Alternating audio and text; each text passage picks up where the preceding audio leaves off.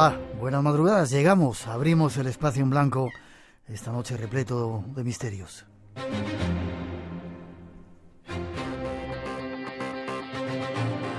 Misterios que, como siempre, queremos compartir con todos vosotros.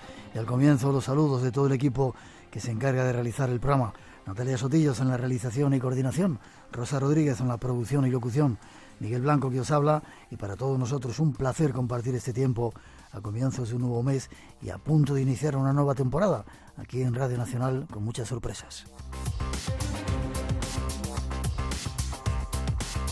La semana que viene comenzamos ya una nueva andadura, una nueva emisión del Espacio en Blanco, edición del Espacio en Blanco, como os digo, con muchas sorpresas y mucho más que misterio. No os lo perdáis porque hay muchas novedades.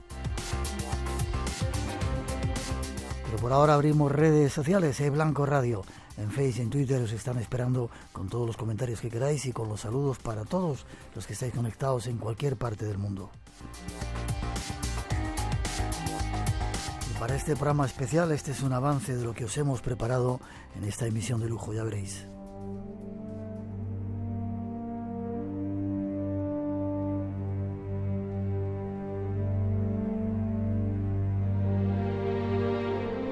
Nuestro viaje de esta noche nos propone varios temas e invitados especiales que han llegado en esta ocasión para llenar el espacio en blanco de respuestas a misterios e incógnitas cercanos a nosotros. Comenzaremos con una persona muy conocida, presentador de televisión en un concurso de éxito. Su nombre, Cristian Gálvez, considerado uno de los mayores expertos mundiales en la figura de Leonardo da Vinci. Junto a él, en la primera hora, analizaremos la vida y obra de este genio y ya veréis, será sorprendente. ¿Sabes que llevamos detrás de ti como 2 meses? ¿En serio? Sí, o más.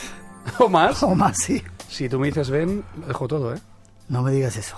Pero dime ven. Ven con nosotros, menos mal que has llegado. Cristian Gálvez, qué placer tenerte. Te decía que el único programa que yo veo de ciertas teles es el tuyo, y no siempre, veo 5 o 6 minutitos.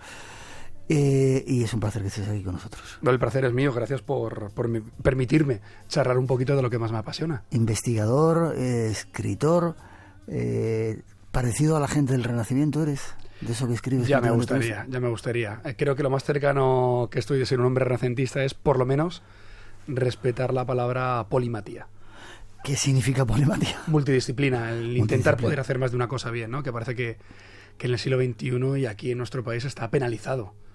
¿Tú qué eres, presentador o escritor? Bueno, pues las dos. No, elige una. ¿Y por qué tengo que elegir una?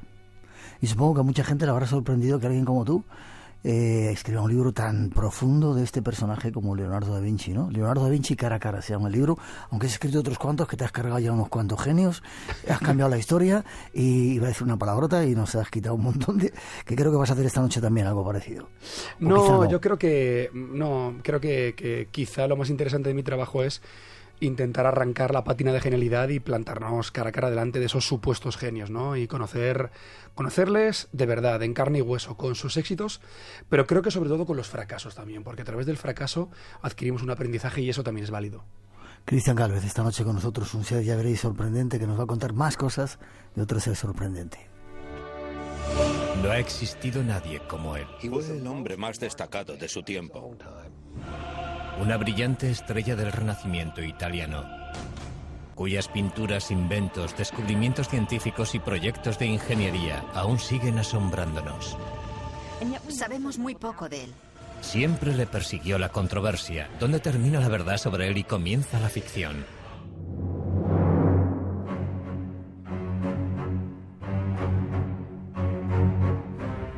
Leonardo da Vinci, uno de los hombres más prolíficos de nuestra historia.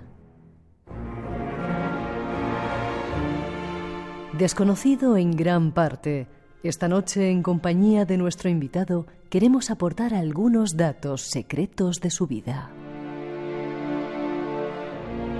Cristian, ¿por qué te ha interesado? He leído algunas cosas por ahí tuyas.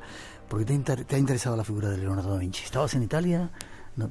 Cuéntame. ¿Por qué? Bueno, la historia es muy larga, ¿no? Y siempre intento rápidamente resumirla. La verdad que me llegó de rebote y mentiría si dijera que es una pasión que tengo desde pequeño. No, nada más lejos de la realidad. Noviembre 2009 me encuentro en Italia rodando un anuncio para una cadena de sofás muy prestigiosa en Italia para la televisión española. Y bueno, de rebote pude acceder al refectorio de Santa María delle Grazie para ver La Última Cena, y digo de rebote porque es muy complicado entrar, no venden entradas, hay que reservarlas con meses de antelación. Y bueno, al final accedí gracias a un grupo de niños de educación especial con síndrome de Down, ¿no? Y fue una experiencia bastante bonita la que me ocurrió allí con los peques. Y bueno, me llamó la atención, todavía se respiraba en el ambiente si María Magdalena estaba o no en La Última Cena de Leonardo, y a partir de ahí me puse a rascar un poquito intentando descifrar si realmente había una mujer o no. Y bueno, esa investigación me llevó a intentar descubrir al Leonardo de verdad, a la persona de verdad, no al genio que tenemos mitificado. ¿Cuánto tiempo has tardado en buscar todos esos datos? ¿Cuánto tiempo voy a tardar? Porque llevo 9 años y todavía no hemos alcanzado absolutamente nada. Pero creo que es lo maravilloso de la investigación, ¿no? Que cuantos más pasos das y cuantas más preguntas te formulas, aparecen nuevas respuestas que te hacen provocarte nuevas cuestiones. Y creo que eso es lo bonito de la investigación.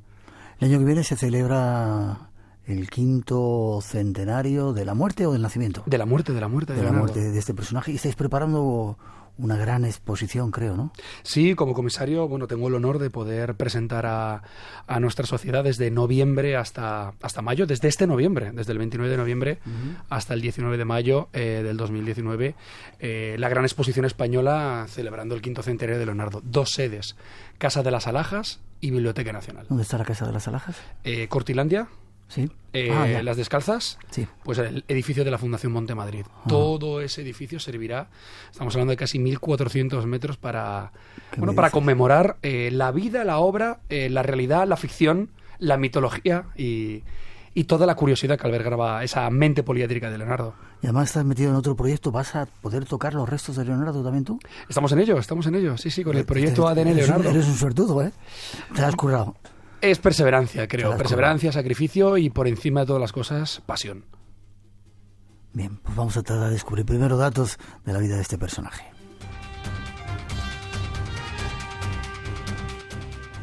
Vayamos al principio. La historia de Leonardo. Era un tipo que, en principio, parece que ni siquiera se llamaba así, Leonardo da Vinci, sino que cambió de nombre. Bueno, realmente la partida de bautismo viene como Leonardo. El hecho de que se adhiera su nombre Da Vinci significa que por ser hijo ilegítimo no podía adquirir ni por un lado el apellido de su padre, de ser Piero, ni de su abuelo, ser Antonio, ni tampoco podría ejercer la notaría, que era la profesión de toda la familia. Por lo tanto, hay autores que escriben novelas que dicen, no, Da Vinci, el apellido de Leonardo. No, Leonardo no tenía apellido, era un hijo ilegítimo, hijo bastardo. Sí que es verdad que la partida de bautismo aparece Leonardo, al final transcribió Leonardo. Sí, pero hay varios enigmas ya desde el momento del nacimiento. Es decir, cuéntame. Era de Vinci, nació en Anchiano. Incluso algunos, como el Instituto de Nova Historia Catalana, decían que si Leonardo podía ser de Vic y no de Italia. ¿De Vic? Sí. Y no, tenemos la partida original de nacimiento escrita de puño y letra por ser Antonio, el abuelo de Leonardo, en el que nació en Vinci. Aunque los primeros 5 años de su vida vivió en Anchiano. Su padre era notario, tuvo un romance con una moza del campo, parece ser. Caterina, sí. Y ahí nació él, ¿no? En algunos sitios he leído que se llamaba Leonardo di Serpiero. Leonardo di Serpiero es como el nombre del padre. Joshua ben Joseph, el supuesto nombre original de Jesús de Nazaret. Joshua ben Joseph, Jesús, hijo de José. Leonardo di Serpiero da Vinci significa Leonardo, hijo de Serpiero, originario de Vinci. Ya, ¿cuándo se cambió el nombre? ¿O cuándo le cambiaron el nombre y se puso Leonardo da Vinci? Realmente él firmaba las cartas manuscritas con Io Leonardo o Leonardo da Vinci. Firmaba así. Ya. ¿Fue a la escuela? ¿Tuvo una vida normal cuando era jovencito? No, para nada. Y letrado absolutamente. Al ser hijo bastardo, no pudo acceder a los estudios básicos de la época como sí que pudo acceder, por ejemplo, Sandro Botticelli, Michelangelo Buonarroti o Raffaello Sanzio. No pudo acceder. Sin embargo, sí que tuvo la oportunidad de entrar a una escuela de arte, en la bottega de Andrea del Verrocchio, que es donde empezó a potenciar toda esa curiosidad, pero aprendió bastante tarde latín, griego y matemáticas, por ejemplo, conocimientos básicos para la obra del Renacimiento en los estados italianos. Y llegó un momento en que pudo estar por encima de su propio maestro, cuando estaba estudiando... A ver, lo que nos llega es la biografía de Giorgio Vasari, Sí. No, pero claro, Giorgio Vasari escribió la biografía en 1550, Leonardo murió en 1519, por lo tanto, la mayor parte de los conocimientos que le llegan a Vasari es de tradición oral.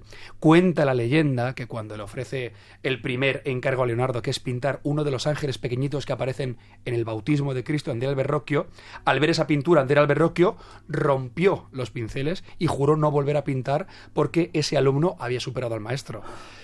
No sabemos si es una leyenda, pero es bonita, es bonita. Es bonita, sí, señor. Hay muchas cosas todavía por descubrir y te estoy adelantando la pregunta de Leonardo. Mucha leyenda. Estamos, lo hablábamos ahora, micrófono cerrado, dando por varias, muchas informaciones que hay ahí que no se han comprobado y sobre eso vamos montando una realidad 500 años después. Por supuesto, y no 500 años después, no, cuidado, son 100, 150 años. Desde hace 100, 150 años, justo desde el romanticismo, donde se reinterpreta toda la historia y el arte de Leonardo y cambian cosas que quedan depositadas en la psicología de masas y en el peso de la tradición. Sin ir más lejos, el foco de mi estudio. ¿De verdad Leonardo da Vinci era tal y como nos lo han representado? Pues qué curioso que ese dibujo aparece por primera vez en 1810. Por lo tanto, ¿cómo fue Leonardo representado desde 1519 hasta 1810? Pues de una manera bastante diferente. Ahí está uno de los misterios. De tantos. Era vegetariano. Era vegetariano. Odiaba a la gente que comía carne. Sí, y además, pero es curioso, porque también se está estudiando desde el punto de vista neuronal si Leonardo pudo haber sufrido bipolaridad. Te cuento, era vegetariano, pero las únicas recetas que tenía Leonardo eran carnívoras. ¿Sí? Sí, por ejemplo. También tiene ciertos rasgos de bipolaridad en cuanto a la religión, en cuanto a la teología, pero es curioso, ¿no?, que él decía que llegará un momento en que los hombres vean el hecho de comerse un animal como propio canibalismo. Fíjate, tiene ideas bastante avanzadas en ese sentido. Te estoy contando algo, imagínate, Florencia, siglo XV, principios del siglo XVI, donde el plato típico era un bistec a la fiorentina, casi 1 kilo de carne. Era zurdo. Bueno, podía escribir con las dos manos, Y hay un dato curioso, y es que parece que escribía al revés, con lo cual sus escritos hay que mirarlos a través de un espejo. Eso es otro de las leyendas, de las grandes leyendas. Ya te he dicho que has venido aquí a jorobarnos la idea de Leonardo. No, pero es bonito. Por ejemplo, ¿por qué escribía Leonardo en escritura especular? Claro, con todo lo que escribía Leonardo, no era para proteger sus escritos y que nunca nadie pudiera leerlos. Eso es mentira.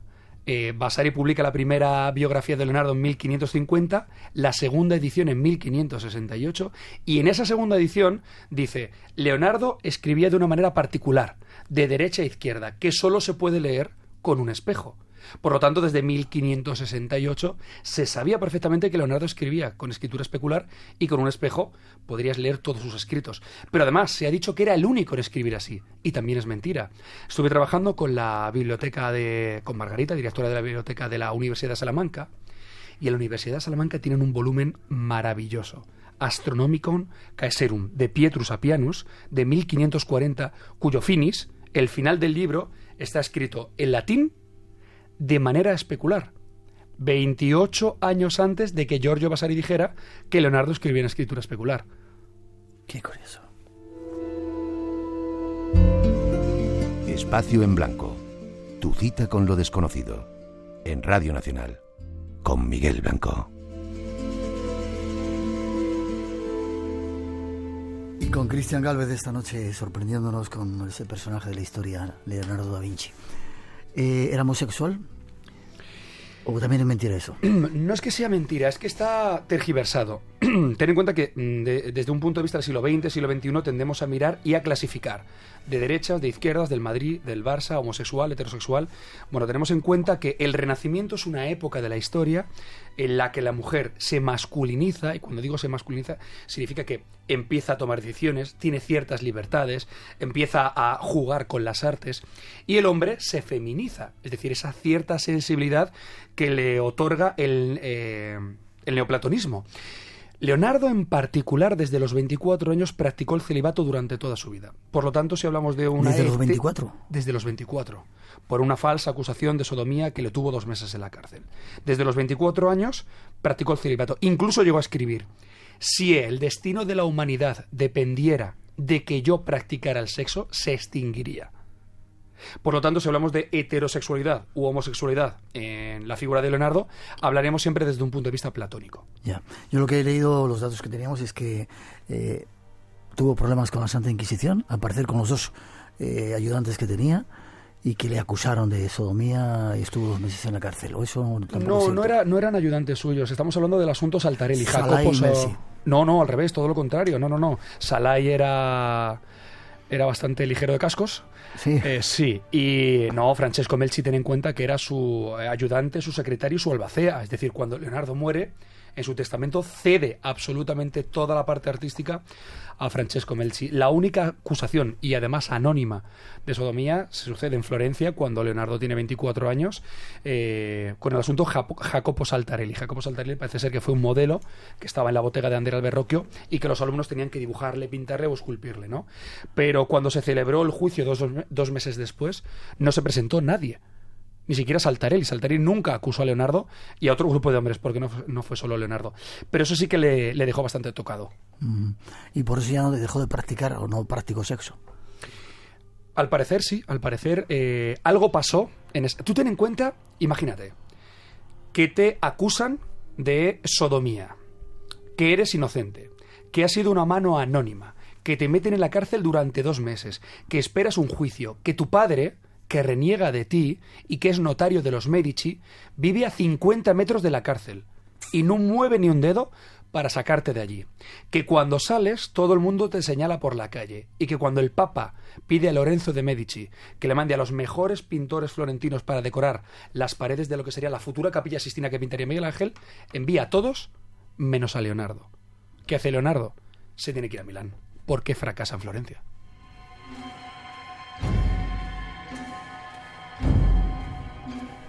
Dime una cosa, ¿escribía todo lo que se le ocurría en esos libros que tú creo que has tocado, en esos... Sí, ¿dónde están? Bueno, primero contéstame si los escribía. Hay una cosa maravillosa y es ¿cuál es la última frase que escribe Leonardo antes de morir? Leonardo muere con 67 años, ¿no? Sí, por ahí. Y está escribiendo un tratado, está haciendo un estudio científico y de repente algo sucede. Sucede que Maturina, su criada, su sirvienta en Amboise, en el castillo de Clos-Lucé, en Francia, donde murió, bajo el cuidado de Francisco I, le debió llamar para la cena. Entonces, él está desarrollando una teoría científica y termina. Y aquí lo dejo porque se me enfría la sopa. Es maravilloso. Es maravilloso porque es una persona que apuntaba absolutamente todo. Aquí en la Biblioteca Nacional tenemos el Códice Madrid I y el Códice Madrid II. Bueno, pues en unas ciertas páginas donde apunta unos estudios de geometría. Claro, el papel era muy caro. De repente parece ser que esos papeles ya estaban terminados y él está intentando diseñar lo que hoy conocemos como el hombre de Vitruvio. Y llega a la conclusión de que descubre la solución al problema de la cuadratura del círculo. Total, que coge esos papeles que ya están escritos y ya están terminados y como el papel era caro, quiere aprovechar cada rincón de cada folio. Entonces, de manera vertical, él empieza a escribir en un huequecito que le queda en la mañana de... y de repente lo tacha. Porque piensa que no es poético. No, en la mañana no. La mañana doy la sensación de que no me lo he currado. Lo tacha y pone en la noche de... y empieza a escribir cuando él... Era curioso, ¿no? Es decir, no, esto lo tengo que pasar a limpio alguna vez, pero quiero que quede bonito. Creo que cuando lo quiera transmitir no solo importa el qué, también importa el cómo. ¿Y tú los has visto? ¿Los has tocado? He estado trabajando, de hecho, ahora dentro del proyecto ADN Leonardo. Soy el encargado de la búsqueda de restos biológicos en manuscritos originales de Leonardo. Y he tenido la oportunidad de trabajar con los códices, y los códices Madrid I y Madrid II estarán expuestos en la exposición. ¿Y hay restos en los códices, en los manuscritos? Claro, hay que hacer un trabajo de búsqueda exhaustivo. ¿Por qué? Porque podemos encontrar restos biológicos como pelo que cae, huellas dactilares y, sobre todo, saliva. Con lo que hay ciertas probabilidades de encontrar ADN no corrupto de Leonardo allí. Entre mucho y mucho y mucho ADN. Hay mucho escrito, los códices son muy grandes. Hay mucho escrito, son más de 6.000 páginas. Ten en cuenta que Leonardo, fíjate que solo se estudia en Historia del Arte, pero Leonardo es una de las 3 personas que más páginas ha escrito en la historia de la humanidad. ¿Sí? Y no se estudia en literatura. Es curioso. ¿Qué me dices? Sí. ¿Y está escrito normal o especularmente hablando? Depende. Hay tratados en los que están escritos de manera especular, pero, por ejemplo, podemos encontrar documentos muy valiosos como la carta que escribe a Ludovico Sforza justo cuando Lorenzo de Medici le ignora y le escribe de izquierda a derecha. ¿Por qué? Porque quería que Ludovico la leyera y la entendiera. Con lo que alterna la escritura especular con la escritura que hoy en día entendemos nosotros de izquierda a derecha.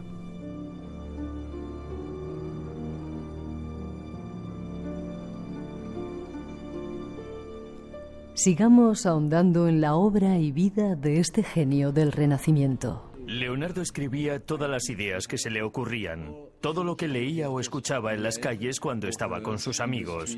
A veces resulta bastante difícil saber si lo que escribe son ideas suyas o citas que está transcribiendo. En la actualidad, los legendarios cuadernos de Leonardo están reunidos en lo que se conoce como sus códices.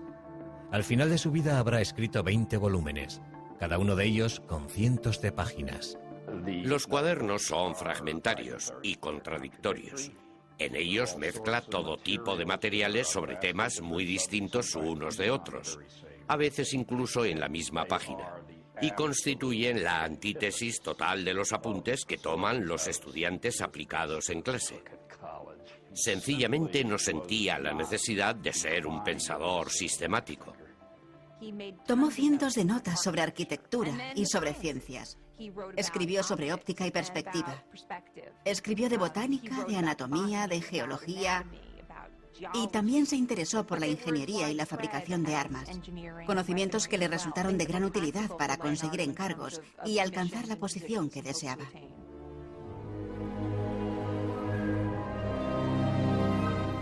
Tratemos de conocer algo más de la obra y de las creaciones de Leonardo da Vinci.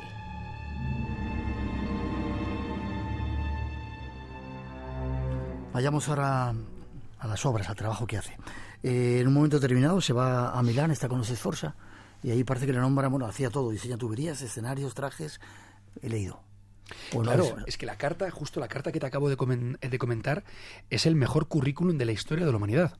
¿Por qué? Porque Leonardo sabe que en Florencia no tiene futuro, que Lorenzo de Medici, los grandes mecenas, no cuentan con él. Y él escudriña los estados italianos. Cuidado, no hablamos de Italia, hablamos de los estados italianos. ¿Por qué? Porque es importante tener en cuenta cuál era el panorama geopolítico donde vivió Leonardo. Países como España, Inglaterra, Francia ultimaban la unificación. Reyes católicos, los Valois, los Tudor. Los estados italianos se unificarían en el siglo XIX. Por lo tanto, cambiar de la República de Florencia al Ducado de Milán o al Reino de Nápoles era como cambiar de planeta completamente para ellos. Sin embargo, él escudriñó el futuro y dijo: sé dónde quiero trabajar, en la corte de Ludovico, sé para quién quiero trabajar, para Ludovico, y además sé lo que necesita Ludovico, con lo que le hace una declaración de intenciones, casi todas de ellas bélicas. Le cuenta que puede construir instrumentos de guerra, puentes, cañones, etc. Y al final dice: y si esto te sabía poco, también sé pintar. Pero curioso es que Leonardo aparece como, hoy en día, para que la gente lo entienda, los oyentes de hoy, del siglo XXI, lo entiendan, como casi la primera empresa de catering de la historia. ¿De catering? Le contratan para organizar eventos. Espectáculos de teatro, bodas, catering. Sí, es brutal. Me quedo sorprendido. Llega con ese duque, diseña tuberías, como digo, escenarios, trajes, y cocina también. ¿Le interesa la cocina? Cuidado, lo de la cocina, sí que es verdad que le interesó mucho la cocina. De hecho, se le considera casi el inventor de la Nouvelle Cuisine, el inventor de la deconstrucción de la cocina. Fracasó absolutamente, y hay datos que parecen indicar que junto con Sandro Botticelli montó una especie de taberna. Se fue al garete porque, claro, te estoy hablando del bistec a la fiorentina, 1 kilo, de repente él te pone una lechuguita con una deconstrucción y no tuvo éxito. Supongo. Hay un tratado falso, que es el Tratado de Cocina de Leonardo da Vinci, supuestamente el Códice Romanov, que es falso, es un fake, y está publicado, y hay mucha gente que lo tiene por verdadero. Es un libro que se publicaba en Estados Unidos el Día de los Santos Inocentes, que no es el mismo que nosotros. Aquí lo editó la editorial Planeta. Y es un libro maravilloso, con muchas anécdotas relacionadas con la cocina y con Leonardo, pero es un libro fake. Las recetas de Leonardo son originales, pero lo que dicen, por ejemplo, el salero que inventó Leonardo da Vinci, no inventó ningún salero. El dibujo del salero que pone es el carro armado, el primer diseño de un tanque, por ejemplo. Con lo que sí que es verdad que le interesaba la cocina. De hecho, Leonardo inventó la servilleta. ¿Sí? Sí. Es decir, hasta la época de Leonardo, justo además en la corte de Milán, se limpiaba las manos con pieles de conejo. ¿Sí? Entonces Leonardo llega a escribir: habría que inventar un cuadrado de tela reutilizable para poder limpiarnos las manos. Imagínate. Es curioso, ¿verdad? Curioso. O sea, que hoy en día podríamos decir que Messi juega en el Barcelona y que Zidane jugó en el Madrid porque Leonardo inventó la servilleta. Los primeros contratos los firmaron en una servilleta. Curioso.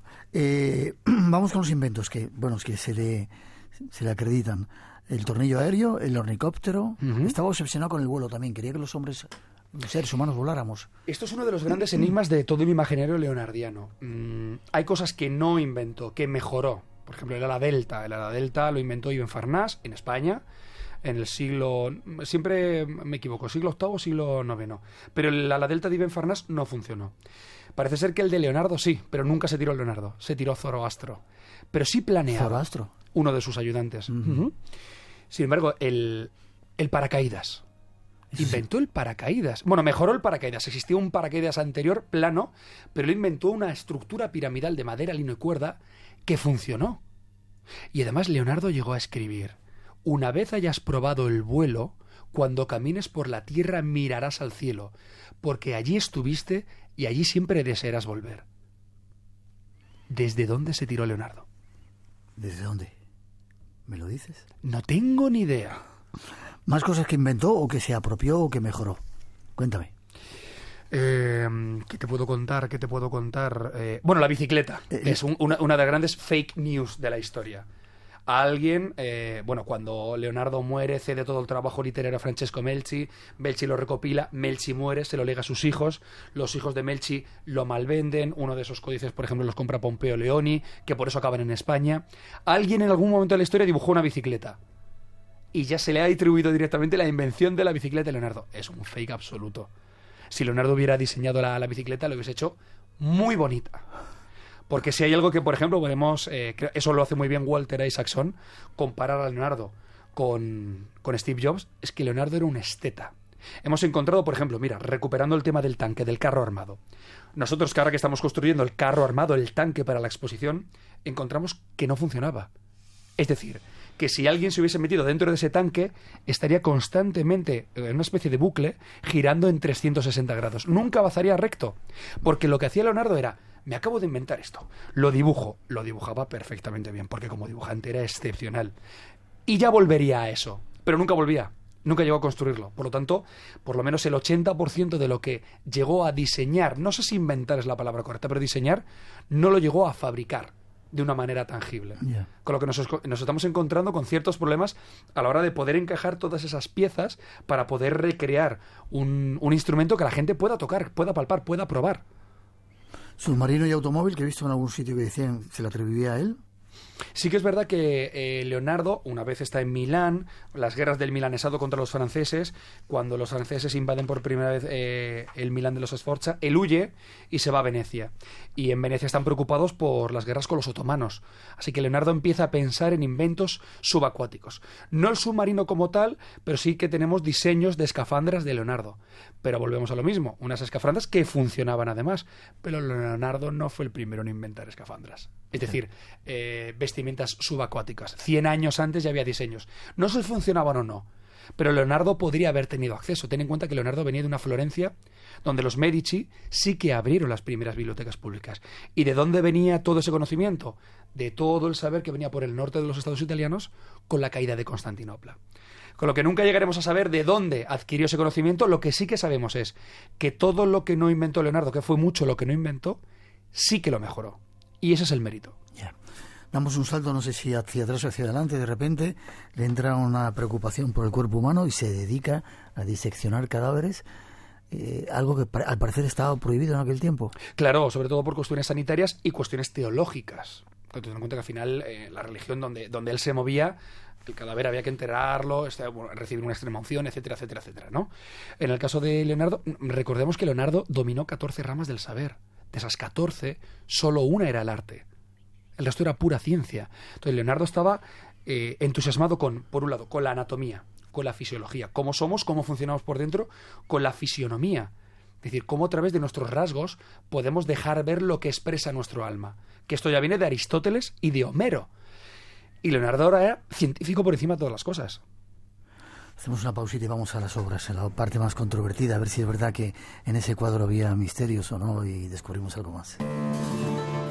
Aprovechar de todo, como la gastronomía, como el vino. El arte de vivir en el sur de Francia. Nómadas, con Álvaro Soto. El arte de la ciudad de Narbonne. Y al final de la tierra, el Mediterráneo. Las ostras, los mariscos, porque Narbona es una ciudad cerca del mar. Los domingos a las 7 de la mañana, Es hora de Radio Nacional de España. Espacio en Blanco. Buscamos respuestas a los misterios de los hombres y las mujeres del siglo XXI en Radio Nacional de España con Miguel Blanco.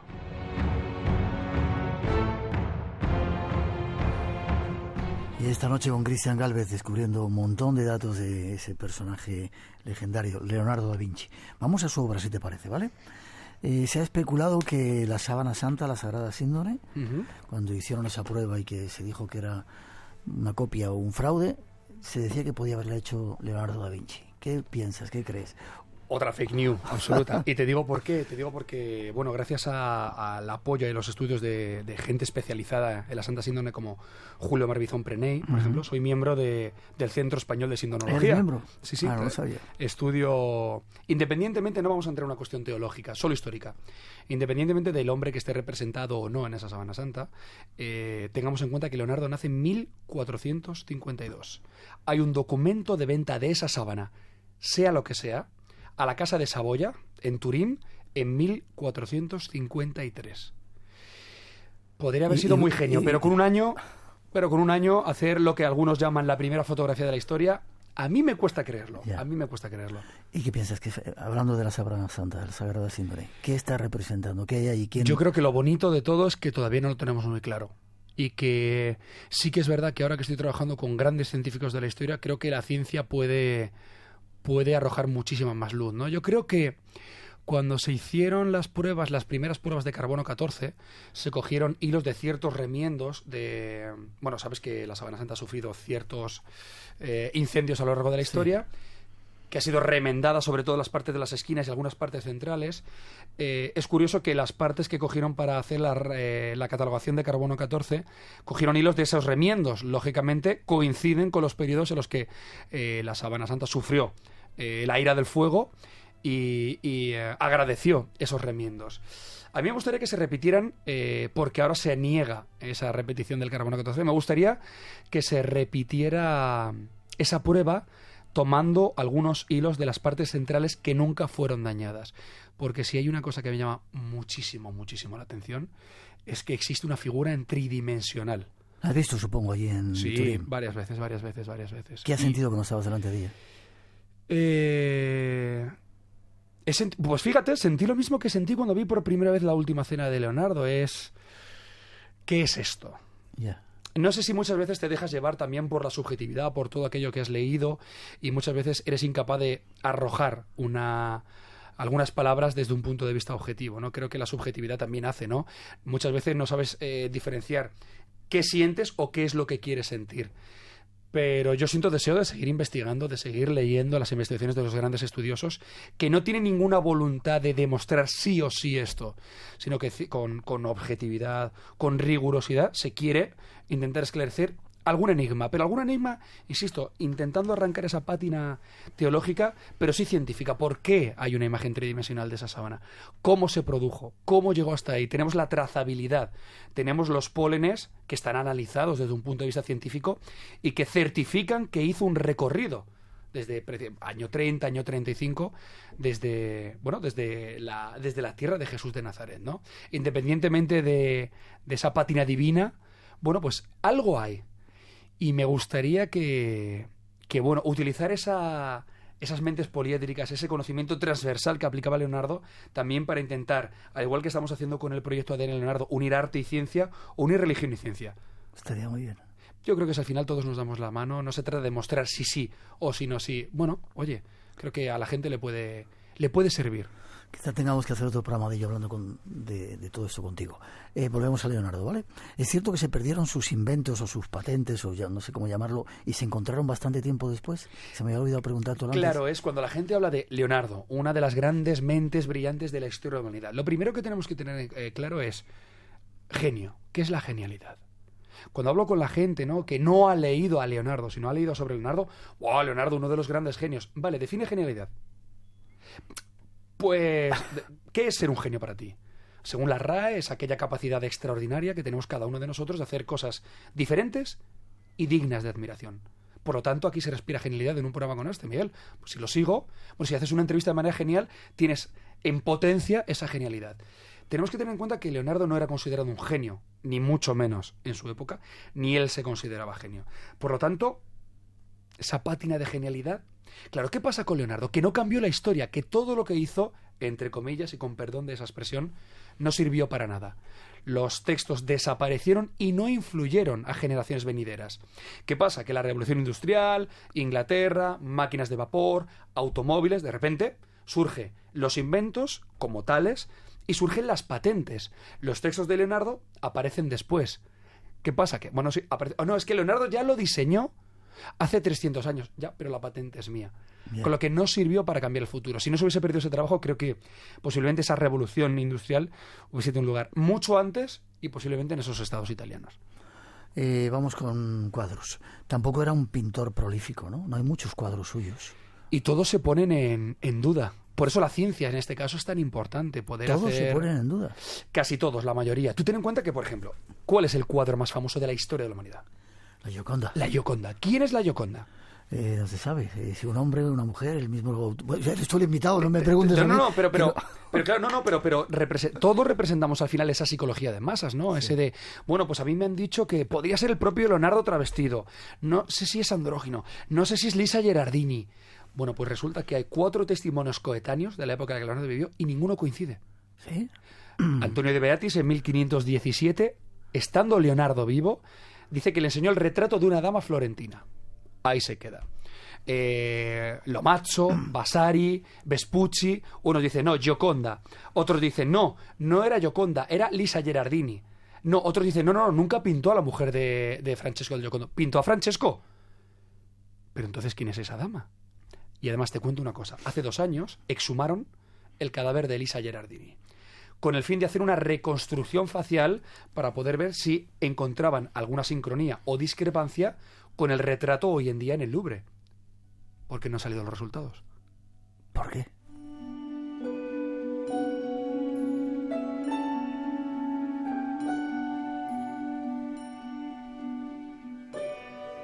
Sigamos a la Gioconda. Datos que yo tengo por aquí. No tenía cejas ni pestañas.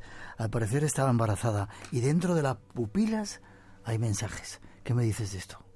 Que sí que es verdad que podemos encontrar LV, sí que podemos encontrar CS. ¿LV podría ser Leonardo? Leonardo podría ser, ten en cuenta que, claro, andamos ahí en un camino farragoso, pantanoso, y muchas veces se pretende demostrar, yo he descubierto esto. No, tanto en el arte como en la ciencia, incluso con los estudios teológicos, trabajamos a hombros de gigantes, es decir, siempre nos apoyamos en trabajos que han hecho otros, buenos o malos, útiles o inútiles, pero siempre miramos hacia atrás para ver qué han hecho los demás, ¿no? En el caso de la Gioconda parece ser que hay una LV y una CS. Otros dicen CE. CE, CS, no queda muy claro. Bien. Eso está demostrado, ¿no? Que está en las pupilas. Sí. Lo que pasa es que la imagen no termina de ser el todo... Ten en cuenta que estamos hablando de un cuadro que tiene 500 años.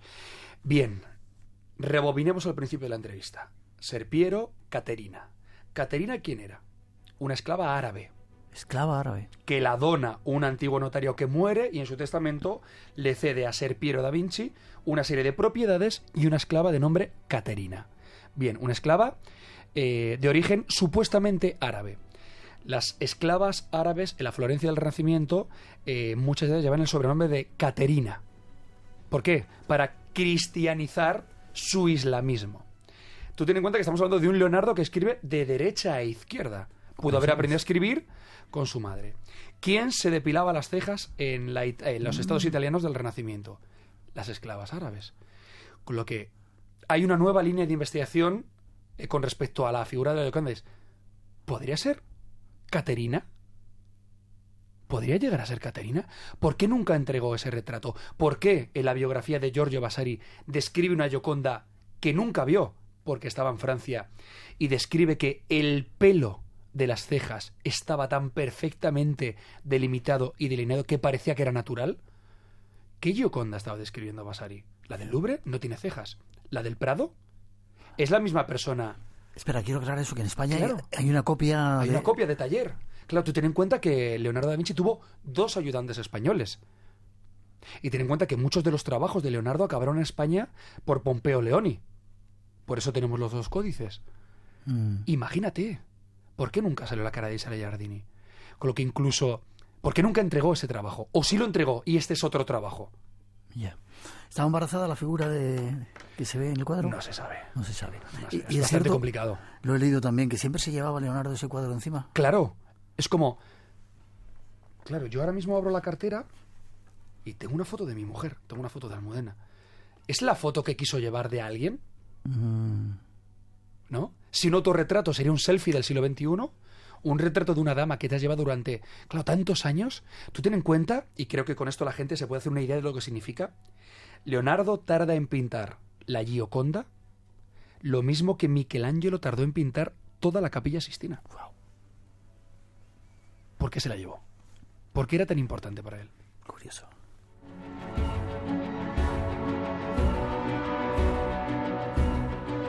Dejamos esa obra, vamos a El hombre de Vitruvio. ¿Lo hizo él o también aportó ideas sobre algo y ya estaba...? Bueno, tú ten en cuenta que el origen de, digamos, lo que hoy se conoce como el hombre de Vitruvio, parte de Vitruvio, del arquitecto Vitruvio, el arquitecto de Julio César, siglo I a.C., Roma, en el que ya intentaba encontrar el problema de la cuadratura del círculo, ¿no? Claro, el problema de Vitruvio es que intentaba dar una solución a 2 problemas, un cuadrado y un círculo. Es curioso que, claro, 1500 años después, un chaval ilegítimo, iletrado y con altas probabilidades de ser disléxico, bipolar y con déficit de atención, de repente encontrase esa cuadratura perfecta del círculo aplicada al canon del ser humano. ¿Cómo? Con sentido común. Si tengo 2 problemas, un cuadrado y un círculo, no puedo darle una sola solución, un solo eje al cuerpo humano, el ombligo. Necesito 2.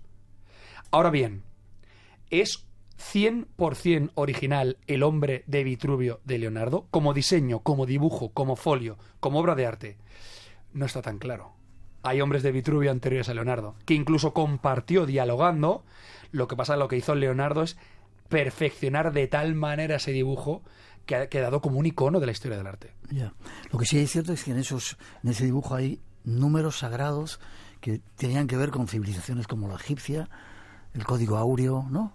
Claro, tú ten en cuenta que Leonardo, quizá por ese rencor que tuvo al periodo infantil, por no poder acceder a todos aquellos conocimientos que él siempre quiso, se alió con Luca Pacioli. Luca Pacioli, estamos hablando de uno de los mejores matemáticos de todo el Renacimiento. De hecho, él ilustró De Divina Proportione de Luca Pacioli, ¿no? Él estaba enamorado de las matemáticas. Incluso ahora se está empezando a descifrar un tratado no de magia, pero sí de juego de cartas de Luca Pacioli que podría haber ilustrado Leonardo, con lo que estaba muy interesado también en todo lo que tenía que ver con la matemática. El arte de Leonardo no es arte religioso, es arte matemático, es arte científico. A Leonardo le daba igual la teología. De hecho, Vasari, en la primera edición, cuando muere Leonardo, dice... no se aferró a ninguna religión porque estimaba ser más filósofo que religioso. En la segunda edición, la Inquisición hizo... No, corta eso, que no vuelva a aparecer. Pero tú te plantas delante de la última cena en Santa María delle Grazie y no ves un halo teológico. Estás viendo la cena de Jesús en un momento muy importante, ¿no? Uno de vosotros me traicionará. Pero a Leonardo lo que le importaba era el trampantojo, la perspectiva perfecta que consiste en fundir la sala real con la sala pictórica. Y lo consigue. Pero Leonardo luego los halos sagrados le da igual, la Eucaristía le da igual, la copa al Santo Grial le da igual. Me has estropeado la pregunta entonces. No, pero... Porque vamos a entrar en la parte esotérica de Leonardo, precisamente en ese cuadro.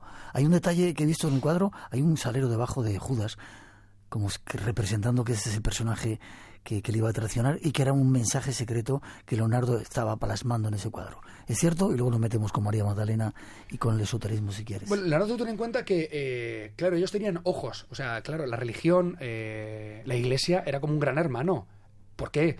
Porque al igual que los Medici en Florencia pagaban para demostrar el poder de la banca, el poder del mecenazgo, la religión también, sobre todo en Roma, pero la religión también pagaba, también era método propagandístico, era marketing en la pintura, ¿no? Con lo que realmente Leonardo tenía que pintar una escena sagrada, la última cena, que además en la tradición pictórica florentina del siglo XV y principios del siglo XVI todo el mundo tenía que tener un cenáculo. En el caso de Leonardo, lo que se aferra es a la dirección de la mano de Judas con la dirección de la mano de Jesús. Es decir, van a ir a coger el mismo objeto. Sin embargo, claro, cuando se habla de la última cena de Leonardo, todo el mundo quiere saber, ya no Salero, ya no Judas, ya no está Leonardo representado en esa última cena, sino es, ¿hay o no hay una mujer? Bueno, tenemos que tener en cuenta que en toda la tradición pictórica de Leonardo, cada vez que pinta un adolescente, y San Juan, según el Nuevo Testamento, era el discípulo más joven, todos son hermafroditas. Tenemos a Baco, tenemos a San Juan Bautista, tenemos a Sala incluso, y tenemos a este Juan, ¿no? Por lo tanto, no hay mujer. Pero, ¿y si fuera una mujer? ¿Y si fuera María Magdalena? ¿Y si fuera María Magdalena? Sí, ¿qué pasaría? No pasaría absolutamente nada. Porque en toda la tradición pictórica del siglo XV de Florencia, todos pintaban últimas cenas con María Magdalena. Yo lo hacía, Frangélico, Piero de Francesca, lo hacían todos 50 años antes que Leonardo. Y no pasaba nada, estaba admitido. O sea que toda esa historia del Código da Vinci, de la película, del libro, etcétera... No, tú ten en cuenta que Dan Brown bebe de las fuentes de Cliff Prince y Link Pickett, un libro que se llama El secreto templario, que son los autores que defienden, uno, que María Magdalena está en este cuadro. No, Leonardo, en este fresco. María Magdalena está en muchos de los cuadros del siglo XV de Florencia, en muchos. Y dos, defienden que Leonardo hizo la última, o sea, la Sábana Santa. Con lo que es bastante complicado. Creo que los enigmas que tiene Leonardo son bastante menos de lo que la gente cree, pero los pocos que tiene son mucho más interesantes. Nada de Santo Grial. Creo que son mucho más, tiene que ver mucho más con la persona y con la perspectiva, con el hecho de ser un arquitecto del futuro. Eso me intriga mucho más. Vale, casi terminando. Hay un cuadro en el que parece que es autorretrato, y has dicho que es mucho más posterior, con lo cual no era él, o por lo menos... No hay ningún indicio, ni histórico, ni literario, ni científico, ni artístico, que nos permita afirmar que ese hombre representa a Leonardo. Ninguno. Vale. ¿Y los huesos que se han encontrado, los restos, son suyos o...? No se han encontrado los huesos. Este es uno de los grandes enigmas. Le pido a los oyentes que se olviden de Marías Magdalenas, de Santos Griales, de todo ese componente teológico, ¿no? Esto sí que es un gran enigma. ¿Qué o quién está enterrado en la tumba de la capilla de San Hubert, en el castillo de Amboise, donde pone Leonardo da Vinci? ¿Quién o qué? Porque cuando tú llegas allí a rendir un tributo, yo lo he hecho, depositado una flor, pone, aquí descansan los supuestos restos de Leonardo. ¿Cómo que supuestos? Y entonces nos vamos al romanticismo, ese periodo donde aparece ese dibujo por primera vez, ese supuesto autorretrato.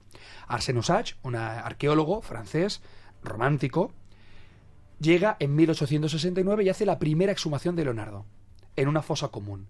Y lo que dice es, Leonardo, esto escrito por sus propias palabras, Leonardo era muy inteligente, por lo tanto, su cráneo debe ser muy grande.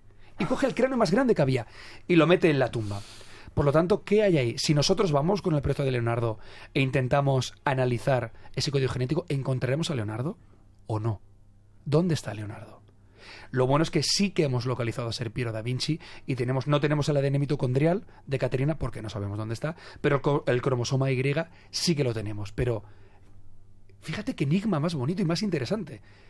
¿Quién está enterrado en la tumba de Leonardo da Vinci?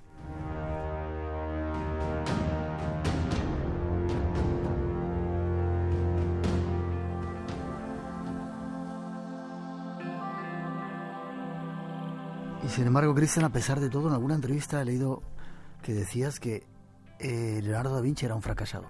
Sí. Que fracasó en varios sitios y solamente triunfó 3 días en Francia. 3 años. Los últimos 3 años. Que podríamos hablar de fuga de cerebros. Fracasó en Florencia, ya te lo he contado, Lorenzo de Medici. Fracasó en Milán porque lo invadió Francia.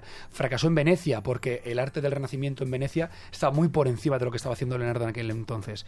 Fracasó en Roma porque estaba Rafael y Michelangelo triunfando. Y al final solo triunfó en Francia los últimos 3 años de su vida porque Francisco I le dijo, haz lo que quieras. Pero fíjate, con esa pátina de genialidad que le otorgamos 500 años después, las 2 últimas frases que llegó a escribir, sus cuadernos, justo antes de me voy porque se me enfría la sopa, ¿no? Pido perdón a Dios y a los hombres porque mi trabajo no tuvo la calidad que debería haber tenido. Y al final termina diciendo, he perdido contra el tiempo. Ha sido un placer, Cristian. Ha sido un verdadero placer. El placer siempre es mío. una delicia estar contigo aquí. ¿Forma de contacto? ¿Tienes algún Face, esas cosas, supongo? ¿O forma de contacto, te voy a dar ahora mismo mi teléfono, mi mail personal y todo.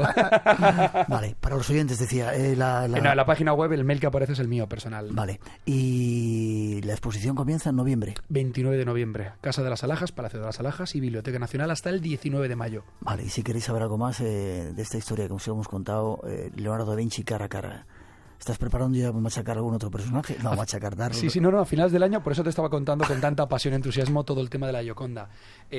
Finales de año, principios del que viene, no lo tengo muy claro, un estudio exhaustivo sobre la Gioconda, sobre todas las múltiples Giocondas y sobre el rol de la mujer en el Renacimiento. Porque cada vez que hablamos de esa época maravillosa, hablamos de Botticelli, de Leonardo, de Rafael, de Miguel Ángel. ¿Y las mujeres? ¿No estaban? ¿No existían? Sí. Ahí están. Será un placer que lo cuentes aquí. Ya sabes, el espacio en blanco es tu casa. Ha sido, muchas gracias. Insisto, te deseo lo mejor y iremos a ver esa exposición. Además, te hago una visita privada guiada. Me apunto. Hombre, más te vale. Muchas gracias. Gracias a ti.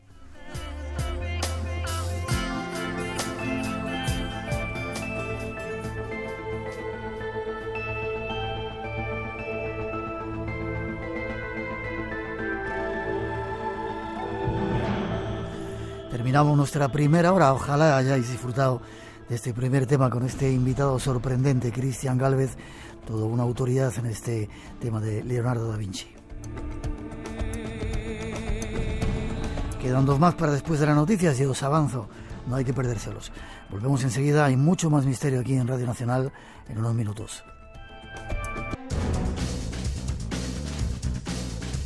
Volvemos después de la información de las 3, las 2 en las Islas Canarias. Si lo estás escuchando en directo, más misterios nos esperan en este segundo tiempo y nos preparamos para recibirlos.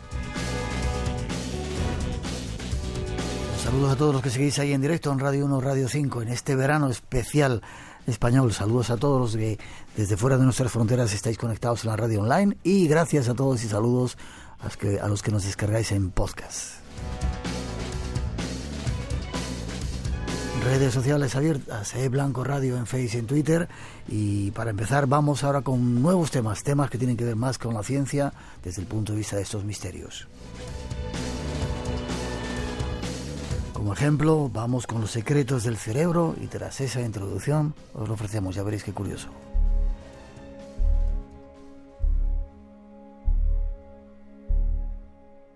A lo largo de los próximos minutos queremos hablaros del cerebro. Más concretamente, de un banco de cerebros.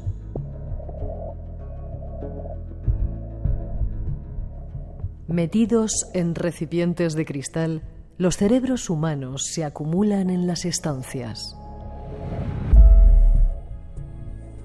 Decenas de baldas de varios metros de altura recogen los casi 500 órganos procedentes de distintos puntos del país. Es el banco de cerebros más grande de España. Allí renacen para servir a la ciencia. Los hay enfermos y sanos, fileteados y completos. Los cerebros se extraen lo antes posible del donante. El hemisferio izquierdo se conserva en formol para confirmar el diagnóstico. La otra mitad se corta en láminas y se congela en uno de los 8 grandes frigoríficos a 80 grados bajo cero para realizar investigaciones moleculares. Acompáñanos para, junto a nuestra nueva invitada de lujo, descubrir algo más de los secretos de nuestro cerebro. Hace tiempo que teníamos ganas de tener a esta invitada en nuestro programa. ¿No te da miedo los muertos? No, me da miedo los vivos, pero los muertos no.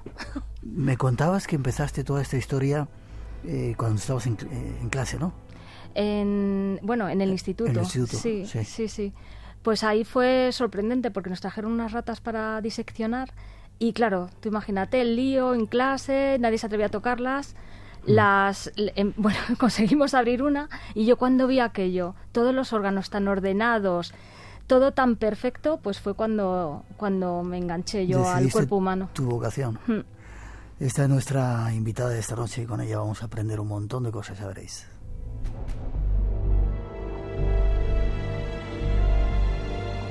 Doctora Carmen Guerrero Márquez. Buenas noches, Carmen. Hola, buenas noches. Oyente del programa además, ¿no? Sí. Eres neuropatóloga y patóloga del área de anatomía patológica del Hospital Universitario Fundación Alcorcón. Sí. Y además, no sé si eres la responsable del Banco de Cerebros de Madrid, el único que hay en Madrid. Del único hospitalario que hay en Madrid, sí, está en el Hospital de Alcorcón. Vale. ¿Cómo empezaste tú esa pasión?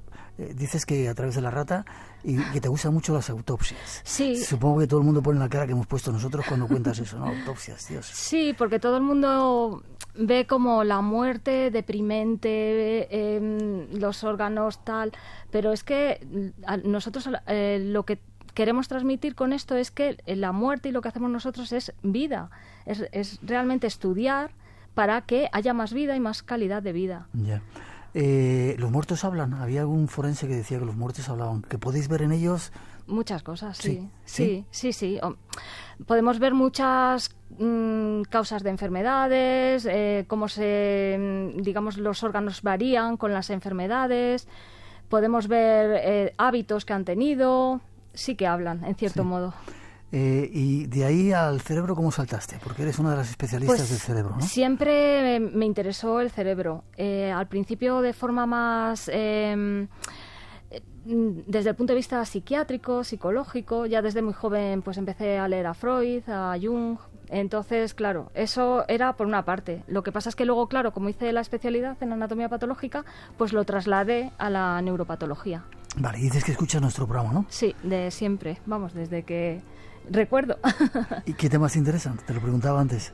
Pues me interesa mucho todos los temas de antropología que estáis tratando ahora, la egiptología.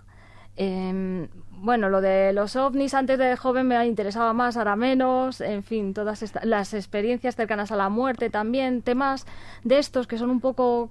Me gusta ver las experiencias que cuentan y todas estas Ciencia cosas. De frontera. ¿Nunca te ha pasado nada estando con los muertos ahí? Pues no, con los muertos a mí nunca me ha pasado nada, la verdad, Miguel. Nada. ¿Les hablas a los muertos? No, yo no les hablo, no. Es que me decían por ahí algo que me habían... ¿No les hablas? No, yo solo les observo. ¿Sí? Sí. Bueno, luego te preguntaré un montón de cosas. Llegas al cerebro. Sí. Cuéntame primero lo del banco de cerebros. ¿Qué es? ¿Dónde está? ¿Cuántos hay en España? Mira, un banco de cerebros es una herramienta ahora mismo muy importante en investigación porque tienen dos funciones muy importantes. Una es que primero se van a diagnosticar todas las enfermedades neurológicas. Hay muchas de ellas que el único diagnóstico definitivo que hay es tras el estudio del cerebro post-mortem, sí. Eso no lo sabe casi nadie, pero es así. Y luego se ve que hay varias enfermedades combinadas, o sea, que no es solo una, ¿no? Yeah. Que a lo mejor un enfermo que dicen que tiene Alzheimer, pues luego realmente vemos que tiene más patología, no solo Alzheimer. Es un ejemplo que te doy. Y luego, por otra parte, los bancos de cerebros, lo que hacemos es que parte del cerebro se queda también en una parte congelado para que se puedan hacer estudios para investigar, o sea, lo solicitan los investigadores, y otra parte se queda pues también como fijada para que se hagan otros estudios, y esos tejidos duran pues muchísimos años. Los tenéis de Madrid en el Hospital de Alcorcón, ¿no? Sí, el Hospital Universitario Fundación Alcorcón se llama. Sí. ¿Cuántos tenéis allí? Pues hay más de 2.300 cerebros en el hospital, desde 1998 que empezó la actividad del hospital. La gente los dona, yo no sabía que se podía donar el cerebro. Claro, porque nadie lo conoce. Todo el mundo piensa que la donación de órganos... Cosas útiles, claro, ¿no? Que es útil, en cambio que esto no, pero todo lo contrario, esto es igual de útil que donar un órgano, porque con esto estás favoreciendo que se investigue la enfermedad y que se puedan solucionar las enfermedades, es decir, que se creen fármacos, que se sepan mejor los mecanismos. Entonces, claro, es tan valioso como donar un órgano. Ya, ¿trasplantar cerebro se podrá o se puede? No se puede, no. Pero en un futuro no... En un futuro a saber, yo ahí ya, porque está todo tan avanzado, pero actualmente imposible. A veces aquí hablamos de que el cerebro tiene dos partes, el hemisferio derecho y el hemisferio izquierdo, y cada uno controla una parte de las condiciones o de las actividades que hace el ser humano. ¿Es cierto esto? Bueno, hay áreas que se ha visto por las lesiones que cuando el cerebro está lesionado en un área, pues sí que se ve afectada una yo que sé, el habla, por ejemplo, el mover un brazo, pero con las resonancias magnéticas funcionales, que son ahora técnicas de imagen que están viendo el cerebro cómo funciona a tiempo real, pues se ha visto que realmente las funciones están como más repartidas de lo que se pensaba en los dos hemisferios, sí.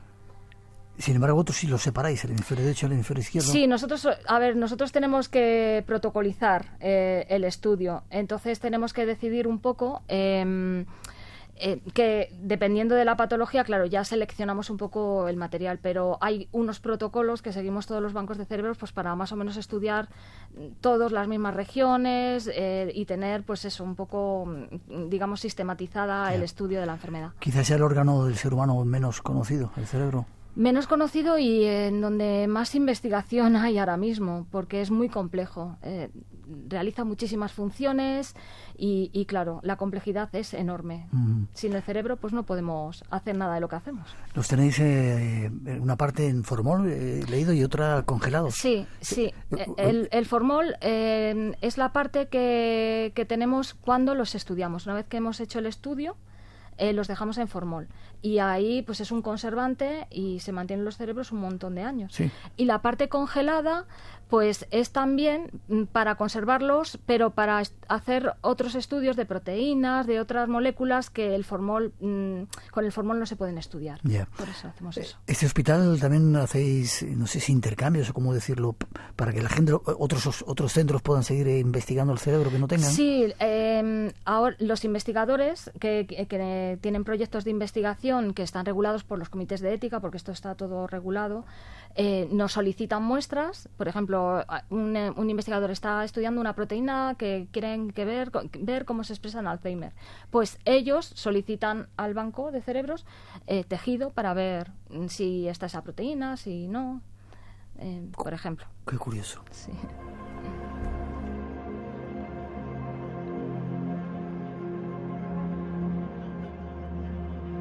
A mí me enseñaron, bueno, aprendí, el cerebro estaba compuesto de neuronas que hacían redes entre ellas. ¿Se ven las neuronas? Preguntas muy por ellas te voy a hacer, muy infantiles. ¿Las veis? Sí, claro, en el microscopio, claro. ¿Sí? Claro. Nosotros estudiamos la enfermedad con el microscopio, entonces lo que hacemos es que tomamos pequeñas secciones y luego hay un procesamiento que cortamos como unas secciones muy finitas, las teñimos. Lo que hacía Cajal, no sé si has visto los dibujos, sí. Pero bueno, pues con otras técnicas ahora más modernas y lo miramos en el microscopio y ahí se ven las neuronas, se ve la glía, se ve todo, la estructura. ¿Eso de la glía? La glía son las células que están al lado de las neuronas, que las protegen, digámoslo así. ¿Y tenemos un cerebro o tenemos más de un cerebro? Como decían algunos, el cerebro, no sé si era el pineal o el de los... El reptiliano. El reptiliano, sí. Tenemos un cerebro solamente, lo que pasa es que hay zonas como que son más primitivas, que vienen de los mamíferos ancestrales y las otras como que se han desarrollado posteriormente. ¿Cuánto tiempo llevas? Que no te he preguntado con los cerebros. Desde 2001. ¿Has visto que ha ido cambiando? ¿El cerebro va cambiando, va evolucionando o siempre es igual? Es demasiado poco tiempo. Claro, supongo, es muy poquito tiempo no se ve evolución en tan pocos años. Vale. Los antiguos decían también que en el cerebro estaba el alma. ¿Lo has podido ver alguna vez? No. yo no he visto nunca el alma en el cerebro, pero claro, yo lo veo, yo veo tejidos, no el alma, pues nadie sabe dónde está situada exactamente, igual está por todo el cuerpo, no. Vale, antes decías que te interesaban lo de las experiencias ECM, me han encargado que te preguntara por ellas. Trabajas con muertos, trabajas con el cerebro. ¿Qué piensas de las experiencias cercanas a la muerte? Ese túnel que se ve, claro, todo ese pasaje. A ver, yo no trabajo con pacientes que son los que dan las experiencias estas.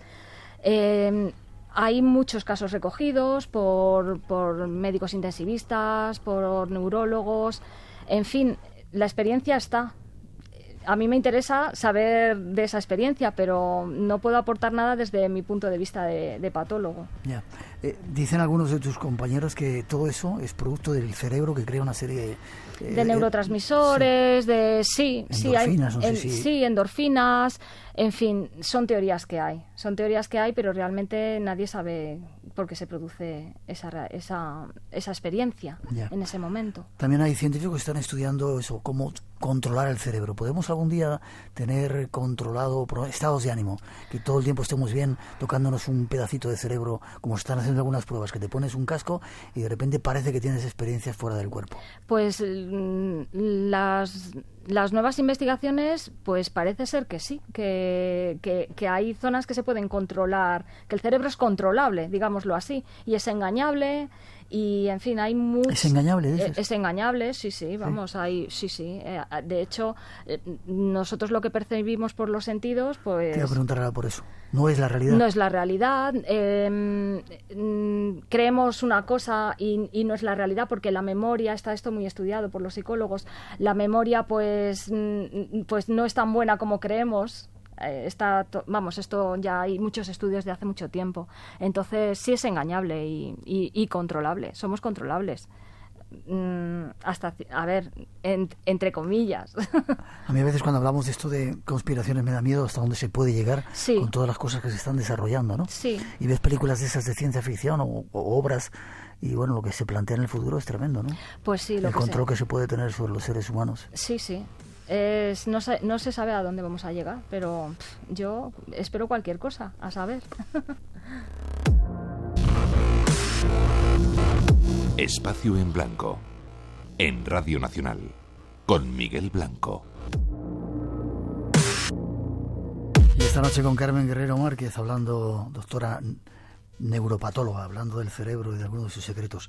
Me preguntan por el déjà vu, ese fenómeno, no sé si sabes lo que es. Sí. ¿Eso lo produce el cerebro, la memoria? Sí, parece ser que es un mecanismo de la memoria, de los circuitos neuronales que controlan la memoria. Sí. Ya, no es que hayamos vivido esa situación, sino que es algo... Sí, es como un cortocircuito que se hace, en fin, eso es lo que dicen los científicos que han estudiado esos circuitos. Vale. ¿Se pueden ver las enfermedades en el cerebro? Te preguntaban antes. ¿Qué tipo de enfermedades habéis llegado a catalogar? Pues Alzheimer. Mira, claro, hay muchísimas enfermedades. Hay muchas neurodegenerativas, la que más se conoce es el Alzheimer, ¿no? Porque es la más frecuente, pero luego hay muchos otros tipos de demencia, que pues el ELA, que también se conoce mucho por las campañas publicitarias que hay, pero hay demencias mixtas, en fin, hay muchos otros tipos de demencias. Luego podemos estudiar también los tóxicos, cómo influyen en el cerebro. Cuando dices tóxicos, drogas o alcohol, sí. ¿Eso también lo veis en el También cerebro? vemos las lesiones que producen, por ejemplo, la cocaína, ¿no? Produce pues infartos, produce alteraciones de las arterias, en fin, podemos ver mucha patología al estudiar el cerebro. Claro. ¿Y es cierto que las neuronas mueren, se van muriendo y esas no son células que se recuperan? Antes se pensaba que eran muy estables, ¿no? Y que no se recuperaban. Ahora eso también está cambiando y han visto que sí que puede haber una cierta neurogénesis, es decir, neuronas madre que se pueden diferenciar.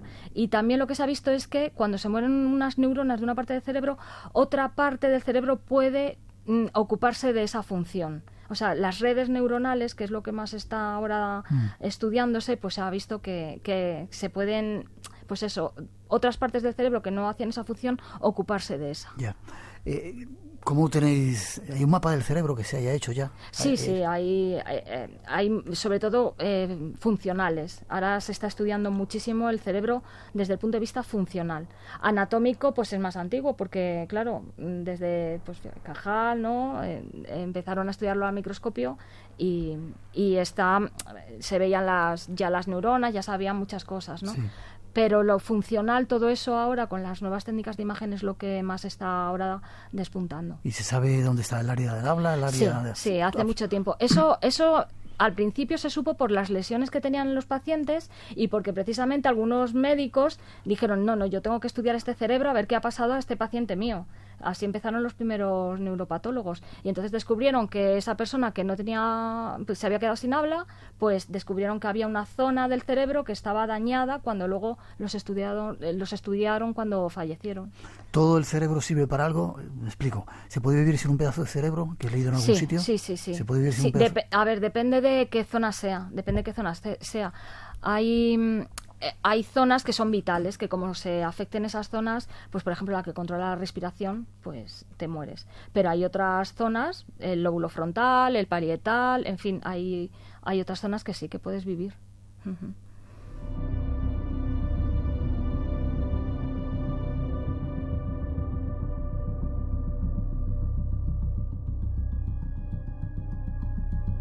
Vamos con otras cosas. ¿Se pueden ver las enfermedades mentales? Las enfermedades mentales es un tema más controvertido. Hay, los esquizofrénicos. Claro, los esquizofrénicos, por ejemplo, sí que hay estudios morfológicos que ven más neuronas de lo normal, pero sobre todo lo que han visto es que hay como alteraciones en las sustancias que producen las neuronas. Es un tema. Hay psiquiatras que creen que es morfológico y otros psiquiatras que creen que es patología. Yeah. El problema es que los enfermos psiquiátricos están muy poco estudiados desde el punto de vista neuropatológico. Sí, están muy poco estudiados. Y los pocos casos los estudios que hay algún banco de cerebro psiquiátrico, pero sobre todo de pacientes forenses, en fin, es como un tema más complicado porque hay menos donantes de cerebros psiquiátricos. ¿Y el cerebro de los asesinos, de algunos de ellos que se dice que tenían algo diferenciador del resto de las personas? Yo es que de esos cerebros, la verdad, no tengo experiencia porque yo trabajo en un hospital, pero sí, he leído sobre el tema y bueno, sobre todo también dicen que es algo genético, que tienen un cromosoma más y que les da esa agresividad. Hay lesiones del lóbulo frontal que te producen mucha agresividad. Uh-huh. Entonces sí, dependiendo si tienes una lesión en el lóbulo frontal, por ejemplo, o en algún sitio sí que puede ser más violento. Yeah. ¿Y hay cerebros que tengan más capacidades, por ejemplo el de Einstein o el de... ¿Has visto que hay diferencias si se puede ver en un cerebro? A ver, no, porque esos son estudios morfométricos que han hecho, que ven más neuronas, pero lo que es el estudio morfológico habitual, la verdad es que no... Son todos iguales. Claro, no vemos diferencias de esta persona era muy inteligente, esta no, no, eso no. ¿Cerebro hombre y mujer son iguales también? También no vemos diferencias. No, ¿Tamaño incluso? El tamaño es que va un poco en cuestión del peso corporal, entonces, pero lo que es la inteligencia de un cerebro no se ve ni por el tamaño, ni por la forma, ni... Te iba a preguntar, ¿cuanto más tamaño, más inteligente? No, porque mira los elefantes. Vale, otro tema que aquí tratamos. ¿Se pueden ver los poderes místicos especiales en el cerebro? ¿Las capacidades se pueden desarrollar? Hay quien dice que estaban en un determinado hemisferio de nuestro cerebro. Bueno, se pueden desarrollar, es decir, todos podemos desarrollar ciertas capacidades. Practicando la capacidad que sea, claro que lo podemos desarrollar, porque las neuronas que se encargan de esa capacidad, pues se estimulan, como digámoslo así, y se puede conseguir esas capacidades. Es todo cuestión de práctica. Ya, pero no se puede ver si una persona tiene... No. O una persona que tiene dones o poderes, no se diferencia. No. Vale, ¿te gustaría estudiar el cerebro de un genio como este que decíamos, Einstein o alguno de ellos, para ver? Hombre, me encantaría. Sí. Vale, en alguna parte he leído también, casi terminando, que hay un sistema para cuidar el cerebro. Tú aconsejas una serie de cosas. Pues mira... ¿Te acuerdas de ello? ¿Cuál? Tiempo de relación, tiempo físico, es lo que he leído que había por ahí. Como escribes tanto, igual no te acuerdas de todo lo que escribes, ¿no? Ah, bueno, sí, te refieres a todo esto. ¿Cómo cuidar el cerebro? Claro.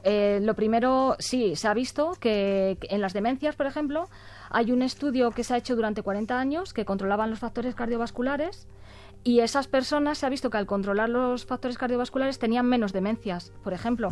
Claro, controlaban la dieta, controlaban el colesterol, la hipertensión... Todas esas cosas pues hace que se envejezca bien y sin enfermedad. Se ha visto que en esa cohorte había menos demencia. Por ejemplo, te pongo ese ejemplo. Y tú recomiendas 7 actividades diarias para optimizar tu cerebro y equilibrar tus emociones. ¿Te acuerdas de ello?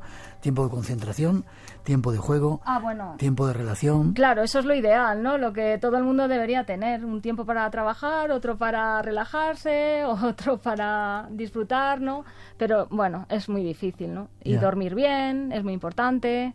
En fin. Quizá las nuevas tecnologías estas que estamos viviendo están afectando también no solamente nuestra capacidad de ver la realidad, sino nuestro cerebro. Pues ver a los niños con las pantallas o la gente del metro. Las capacidades de los niños va a ser totalmente diferente a las nuestras. Ellos van a tener desarrolladas otras áreas cerebrales que nosotros no tenemos. De hecho, solamente hay que verles cómo mueven los teléfonos, las pantallas digitales, la velocidad, simplemente con lo que lo hacen. Eso es una fijación visual impresionante, ¿no? Que nosotros no tenemos porque no hemos practicado. Y cuando se dice que nacen aprendidos, yo recuerdo, hace poco estaba en un país por ahí y era un niño de 2 años que no había cogido, supongo, mucho el teléfono y lo manejaba mejor que yo lo cogió. ¿Nacen con eso ya el cerebro o nuestra mente? Sí, bueno, hay estudios que dicen que los genes, ¿no? que la especie transmitimos, pues sí que tiene como un aprendizaje ya, que tenemos como un bagaje, ¿no? Eso, bueno, los que practican yoga, ¿no? Lo mencionan mucho, por ejemplo, ¿no? Que ya nacemos con una parte ya... Pero yo pienso que, aparte de... Esto es muy poco tiempo, ¿no? Para que se haya producido cuando están las tecnologías, hace poco tiempo. Yo creo que es que el ser humano observa mucho y enseguida capta lo nuevo. Tenemos esa capacidad de aprendizaje muy rápido.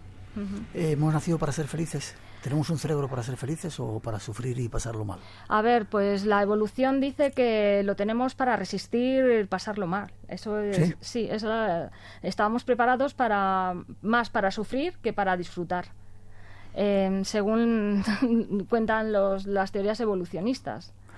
Para pasar hambre, para mantenernos en estados de crisis, para sobrevivir.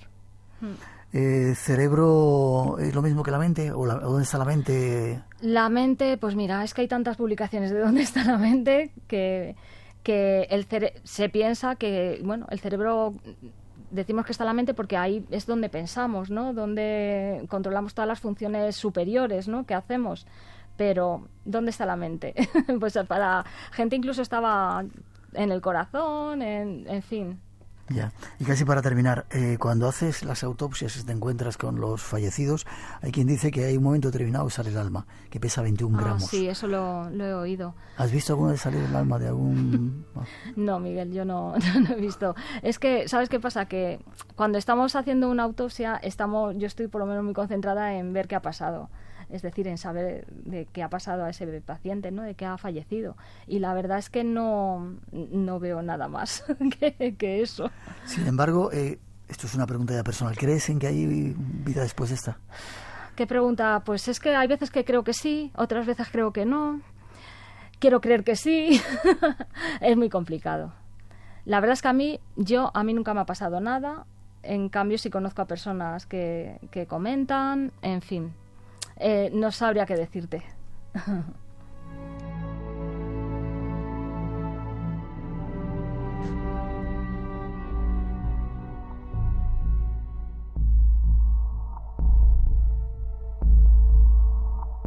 Me gustaría que vinieras más al programa para aprender más cosas de ese cerebro increíble que tenemos, Carmen. Forma de contacto. ¿Hay gente que se pueda poner en contacto con vosotros? Pues, ¿que quiera donar? Sí, pueden llamar al hospital de Alcorcón y ellos nos pasan a través de la centralita con el biobanco, en el biobanco del hospital de Alcorcón. Vale. Y Miguel, mira, si me permites un segundo, que quería hacer un llamamiento para que vean que esto es vida, que no es muerte, ni es deprimente, ni nada de esto, que es vida, que donando se da vida. Y que gracias a los estudios que hacéis vosotros podéis determinar un montón de cosas. Eso es. Gracias por haber estado con nosotros, que sigas escuchándonos y disfrutando juntos. Pues a ti, muchas gracias por haberme invitado. Gracias.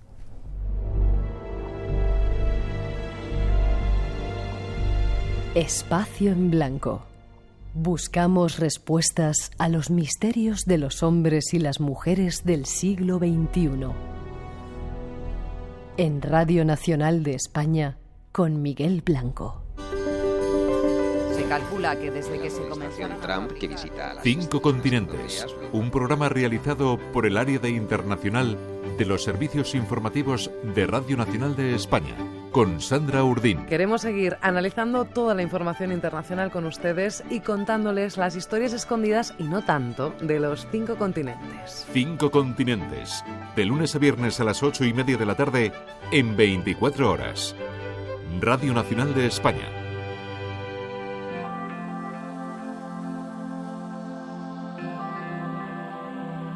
Hay que dar esa información de primera mano. Una persona que se dedica a investigar el cerebro, oyente de nuestro programa, nos ha dado todos esos datos. Y nos vamos ahora al mundo de la antropología. Tras esa introducción nos ofrecemos un nuevo tema que tiene que ver con todos estos enigmas que aquí en el Espacio en Blanco nos gusta.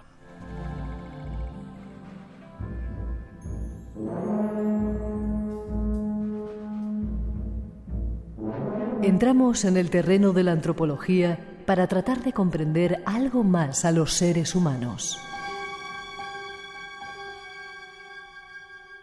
La mayoría de términos que utilizan los grupos nativos para autodenominarse significan gente o persona perfecta, genuina o de la tierra. Y así reciben diferentes nombres, por ejemplo, Dule en Panamá y Colombia, Inuit en las tierras árticas de América, Yaqui en Sonora, México, Abá en Bolivia, Paraguay y Argentina, entre otros. Hay más asuntos interesantes en el mundo de la antropología.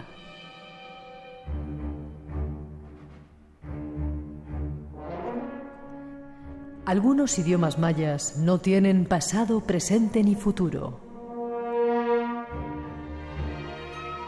Sí conciben el tiempo, pero predomina el contexto en el que algo ocurre. En Madagascar se mide en la cocina.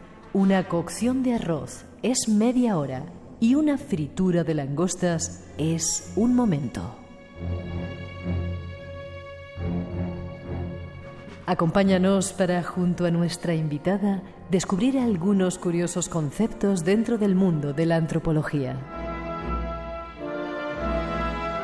Nos servirá para comprender algo más de nosotros.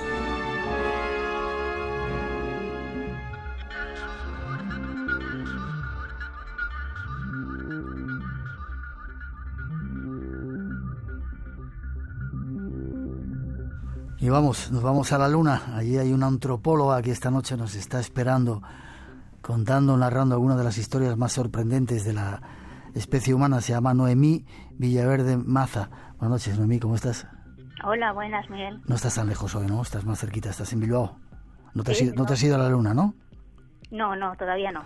Vale. Eres diplomada en Educación Social, licenciada en Antropología Social y Cultural, y últimamente estás ejerciendo de educadora. Sí, yo soy educadora, sí, trabajo en ello. Wow, no sé qué palabra utilizar, tenéis que tener, quizá qué amor por las personas, ¿no? Para estar con ellos, dedicarles el tiempo, ¿no? Sí, eso es el cuidado, ¿no? Es también, hablar continuamente, comunicarnos con los demás, con diferentes personas, la diversidad. Sí. Ya. Eres autora de un blog divulgativo que se llama Una antropóloga en la Luna, como este libro que acabas de publicar, que trata de acercar la antropología desde una perspectiva actual a la sociedad humana para que el planeta sea un lugar más seguro para la diversidad humana. ¿Tú crees que se está consiguiendo, o cada día el planeta se está haciendo más complicado, guerras, separaciones? Sí, eso es, sí. Parece como que se está complicando todo mucho más. El caso es que, nosotros también tenemos una idea de que la ciencia nos dice, nuestra ciencia, nos dice que la realidad es una sola y se puede controlar, ¿no? Está todo como muy mecanizado, ¿no? Como una secuencia lógica, eficiente. Entonces, las demás culturas nos dicen que no, que la realidad realmente es una realidad caótica, impredecible. Y creo que tenemos que escuchar un poco más este mensaje. Ya, que es más caótica, ¿sería el mensaje? Sí, que la realidad en realidad es caótica, tiene muchas crisis, tiene muchos cambios. ¿Por qué? Porque es compleja, contiene muchas relaciones complejas, es como un tejido con muchas hebras y bueno, pues si quitas una hebra todo cambia, ¿no? Entonces, bueno, pues que creo que tenemos que recoger los recursos antropológicos de otras culturas para hacer frente a esta realidad caótica que no podemos controlar muchas veces. Lo que sí es curioso es la diferente concepción que tenían o tienen los pueblos antiguos, entre comillas eso de antiguos, las tribus, los que no están tan condicionados por nuestro desarrollo y nuestras sociedades, esta sociedad tecnificada, ¿verdad? Qué diferente forma de ver la vida que nos han metido. Sí, es verdad, sí. Bueno, lo que más nos choca realmente es, lo que recalco mucho en el libro son dos recursos antropológicos que nosotros hemos ido olvidando y que los demás pueblos originarios sobre todo recalcan mucho, que es la interdependencia y la ecodependencia. La interdependencia es que no somos nada sin los demás, ¿no? Y esto creo que se nos está olvidando, es lo que he comentado antes con la educación social. El cuidado no es algo... El cuidado no es una opción, es una necesidad humana. Entonces, la cooperación, la empatía, todo esto tenemos que recalcarlo más. Y luego la ecodependencia, que viene a ser un poco lo mismo. Es que dependemos no solo de los demás, sino también de la biosfera, ¿no? De la naturaleza, del cosmos. Y bueno, pues esto tenemos que recalcarlo más. Y es curioso porque en muchas tribus, en muchos lugares, en muchos pueblos originales, eso de ser persona es importante, ¿no? Incluso ellos se llaman a sí mismos así, persona, ¿no? Sí, la mayoría de los pueblos originarios, su nombre significa ser humano, más que persona, porque ser persona vendría de parasonar, ¿no? Que es, bueno, tenemos una idea nosotros de individualidad, de autonomía, pues no tan interdependiente como he comentado antes. Los pueblos originarios piensan más en colectivo, ¿no? Saben que nadie es sin los demás. Entonces, bueno, pues sí, es ser humano, pero no hacen tanta diferencia entre la colectividad y la individualidad. Siempre pongo el mismo ejemplo que son los Inuit. Podemos pensar que sería como la colectividad, la colectividad entendemos como una suma de muchos individuos autónomos, sí. Pero los demás pueblos originarios no lo entienden así. Por ejemplo, Inuit es el plural de persona, de Inuk, entonces, pero no es una suma de muchas personas. Inuit ya es una vida diferente que los propios individuos, ya es una vida social. No es otra, es muy diferente, no es una vida colectiva que existe a su manera, muy diferente a cada individuo. Ya, es curioso porque ese concepto lo tienen desde los Inuit, como tú dices, los yaquis, los mapuches, incluso pueblos de África, ¿no? Que en Swahili parece que la persona es persona cuando se relaciona con otras personas, ¿no? Sí, hay muchas culturas que nos explican esto, ¿no? Por ejemplo, bueno, muy conocido es el Ubuntu de los bantúes, ¿no? Que nos dicen, bueno, pues eso, que directamente significa eso, significa humanidad, ¿no? Que nadie es persona sin los demás. Pero bueno, hay muchísimos ejemplos más. Está el Suma Causa y Quechua, que es el buen vivir, pero no entendido como no podemos entenderlo nosotros, de buena vida, ¿no? De placer y tener una buena vida llena de lujos, sino es una buena vida siempre en colectivo, siempre con los demás, ¿no? En compañía. O el Ren chino también, que sería un poco pues el significado de humanidad, pero en el mismo ideograma chino de Ren, de humanidad, aparecen dos personas, porque siempre la humanidad existe a través de los demás. Qué curioso.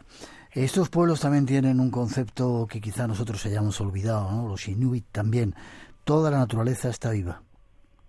Sí, eso es, sí, es la naturaleza. Nosotros hacemos separación entre naturaleza y cultura, y no solo separamos, sino que también jerarquizamos estas diferencias, ¿no? Decimos que cultura está por encima de la naturaleza, y eso es muy, muy peligroso, porque eso significa que podemos moldear y arrasar incluso la naturaleza a nuestro gusto. ¿Que lo estamos haciendo? Eso es. Entonces, bueno, pues es una manera que tenemos nosotros de decir, bueno, eso está bien, porque la cultura está por encima, es el progreso, ¿no? Lo que decimos el progreso.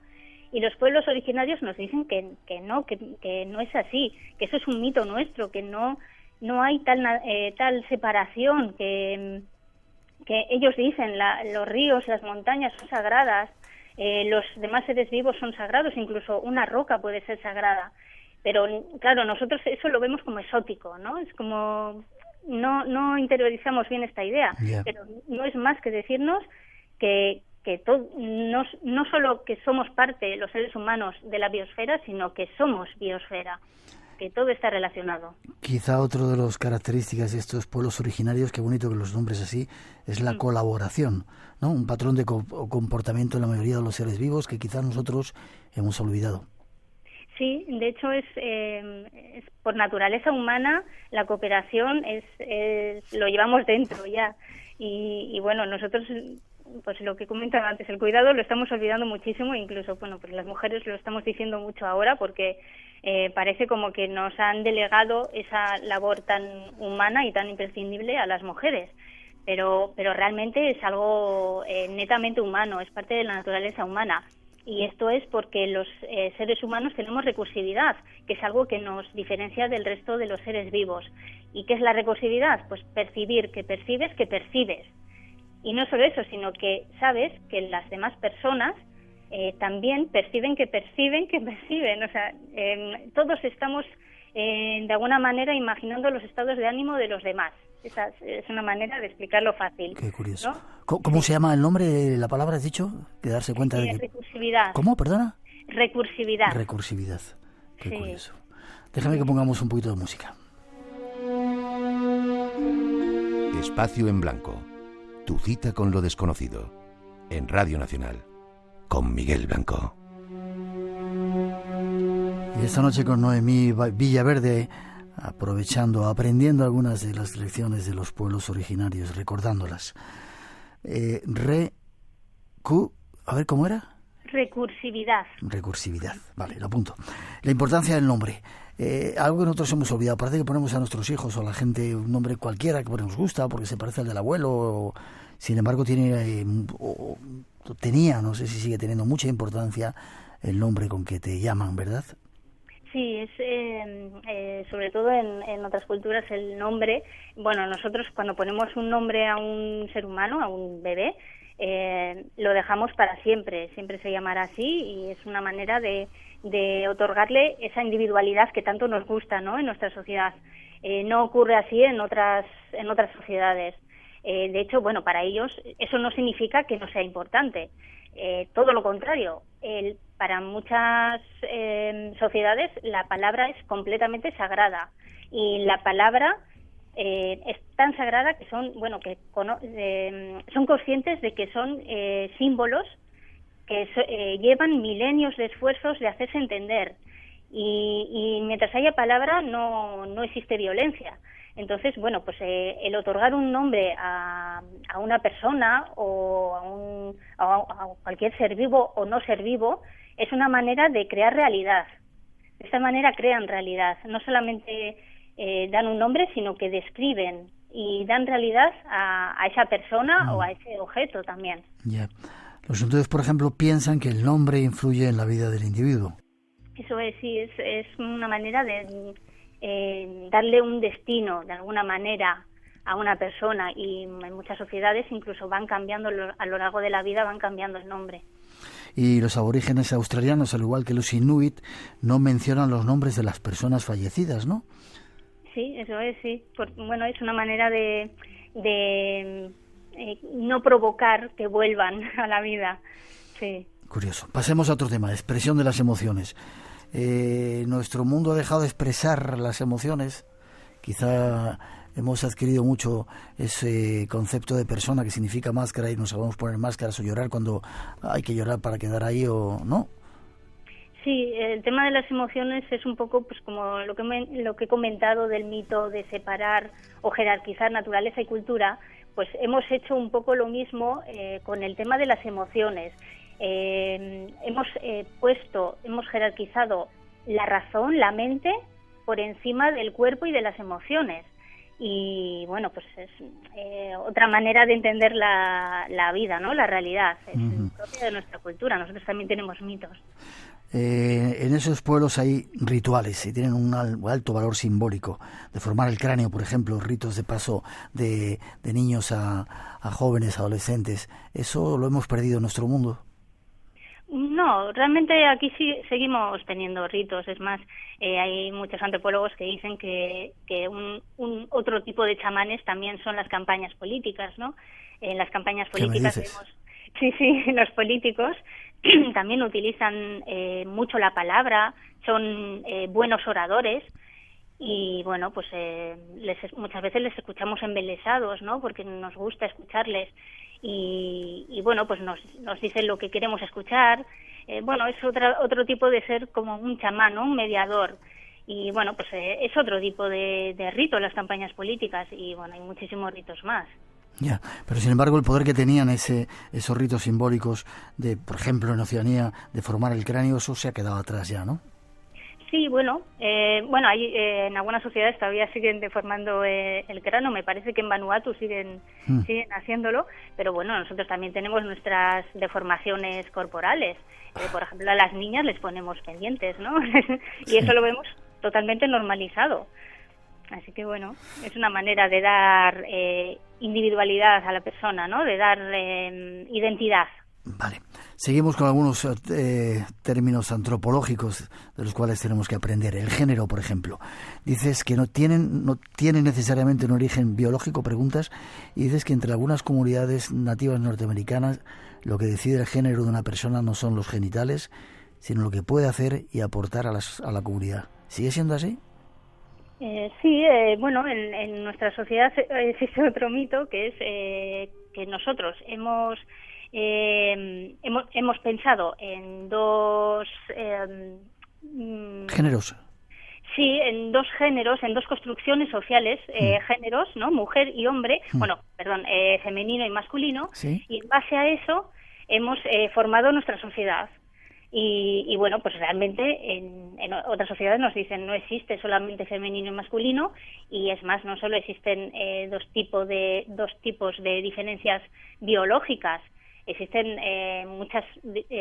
mucha diversidad, es como un caleidoscopio de géneros y también en lo biológico. Y esto también la ciencia nos está diciendo, que no solo existe mujer y hombre, existen otro tipo de sexos. Yeah. Entonces, bueno, sí, es otra manera, otro mito que tenemos en nuestra sociedad. Vamos a ver a la familia, si te parece, el concepto de familia-tribu. En Amazonía, por ejemplo, los hombres viven junto a los niños en casa de los hombres, las mujeres con otras mujeres y niños pequeños, los munduruku, pero hay otras muchas fórmulas, los yanomamis también, por ejemplo, ¿no? Sí. Hay, son otro tipo de construcciones sociales. Las familias, nosotros tenemos la idea de que una familia debe ser mujer y hombre con hijos, y bueno, pues no tenemos una idea de familia más amplia como tienen en otras sociedades. Y bueno, esto también es porque en las demás sociedades, como he comentado antes, bueno, ven la realidad más impredecible, más que le pueden controlarla menos, y por lo tanto el tener lazos amplios, en este caso familiares, no lo reducen solamente a lo biológico, a la sangre, como lo hacemos aquí, ¿no? Es mucho más amplio, porque necesitan más solidaridad. Nos escandalizaríamos con la etnia tibetana de Nimbas en Nepal, que tienen poliandria. Dice que se registran casos de matrimonios de una mujer con todos los hermanos de una familia. Sí, tenemos la idea de la poligamia, bueno, pues que es algo exótico, pero bueno, son otra manera de construir la sociedad, ¿no? Es un modelo de adaptabilidad que, bueno, pues también es lícito. Todas las culturas tienen su manera de adaptarse a la realidad. Ocurre también en China el caso de los Mosuo, donde no existen los maridos, es una sociedad matrilineal. Qué diferentes conceptos de vida, ¿verdad? Sí, eso es, son diferentes modelos de adaptarse. Casi terminando el tiempo. En los idiomas mayas, por ejemplo, no existen los tiempos presente, pasado y futuro. Todo es un continuo. Sí, el caso del presente, pasado y futuro hay en muchas, no solo en la maya, sino en muchos otros idiomas. no hacen tanta distinción. Aquí hacemos mucha distinción, es más, en muchas culturas, por ejemplo, en la lengua maorí, utilizan la misma palabra para espacio y tiempo. Y bueno, es otra manera de entender el presente, pasado y futuro. Los pueblos originarios generalmente registran el pasado como lo que guía el presente y el futuro es lo que ha de ser. Y en nuestras sociedades simplemente miramos el pasado para legitimar lo que deseamos del presente. Y a la vez corremos hacia un futuro que tampoco estamos muy seguros de a dónde va, que es lo que llamamos el progreso, ¿no? Nos gustan mucho los cambios y corremos hacia ese futuro que desconocemos completamente y que muchas veces pues intentamos inventarlo sin resultado alguno.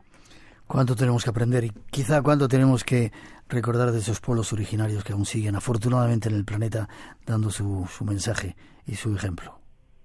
Sí, esto no se trata tampoco de juzgar o de decir que unas son mejores que otras, para nada. La antropología realmente lo que hace es estudiar todas las sociedades culturales humanas y bueno, pues aprender un poco de todas, ¿no? No se trata tampoco de colocar parches étnicos, pero sí saber que hay otras alternativas, que es lo que nos repiten ahora, que no existe alternativa, que hay que ser realistas, que si existe una crisis hay que tomarla como tal y punto. Y no, realmente sí que tenemos ese poder de poder cambiar las cosas, ¿no? Hay muchas alternativas, otros mundos son posibles y existen realmente.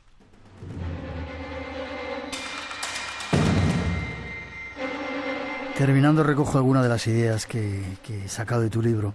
Dicen los aymaras, mirando atrás vamos a ir hacia adelante. Recordis, volver a pasar por el corazón. Qué bonito, ¿verdad? Sí, como he comentado, pues el valor de ver un poco el pasado, ¿no? De darle valor al pasado. Y también lo puedo relacionar con dar valor a las personas mayores que tanto nos pueden enseñar. Quizá otro de los conceptos, colaborar, sería un patrón de comportamiento. Y por último, la teoría sueca del amor. Dice, tú eres el proyecto más importante del mundo. Quizá estamos aquí para ser felices y no nos hemos dado cuenta de ello, ¿Noemí?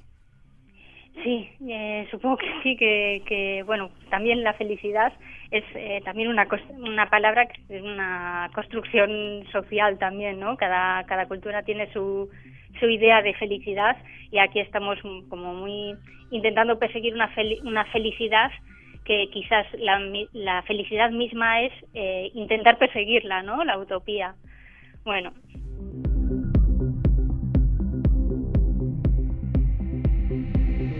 Estas han sido algunas de las historias más sorprendentes de la especie humana. Una antropóloga en la Luna ha sido la obra que nos ha servido de base. Noemí, gracias. ¿Forma de contacto contigo? ¿Tienes alguna forma para contactar y conocerte más?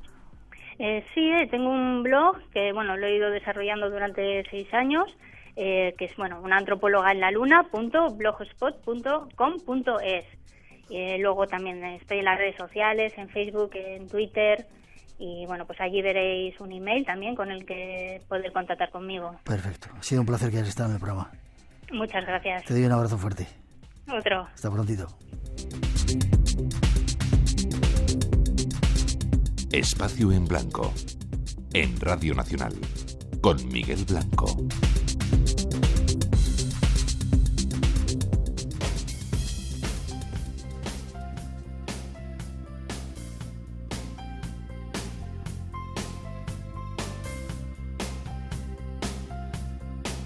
Y terminamos por hoy, concluyen estas 2 horas del Espacio en Blanco. Ojalá os hayan gustado los temas que os hemos ofrecido en este verano especial español. Seguid disfrutando de las noches, del trabajo si lo estáis haciendo, de las vacaciones, pero no olvidéis que el Espacio en Blanco os espera. El misterio continúa y juntos queremos descubrirlo. Serán 7 días aquí en Radio Nacional, mientras feliz semana y ahora os dejamos con un poquito de nuestra mejor música y los mejores deseos.